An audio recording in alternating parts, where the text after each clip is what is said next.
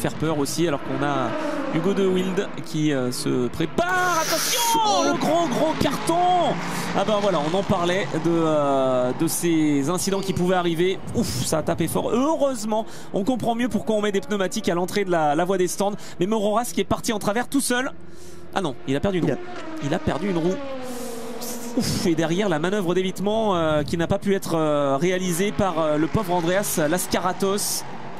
J'espère que le pilote va bien.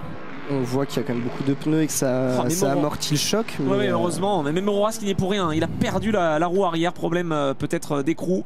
Quelle malchance pour l'équipe du Ken Team. On aurait pu assister. S'il n'avait pas tapé dans les pneus et que ça avait été dans la Duquesne. On voit le pilote rouge, il sort. Le pilote grec, Andreas Laskaratos. Alors par contre, ça a plutôt bien résisté. Les pneumatiques à l'entrée des stands. Mais alors la voiture a parfaitement fait son travail. Hein. C'est-à-dire qu'il y a la sécurité donc, de ces voitures.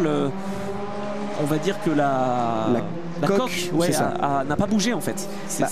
Et tout le reste par contre c'est désintégré, mais c'est normal, c'est ce qu'il faut hein, justement pour que le pilote aille bien.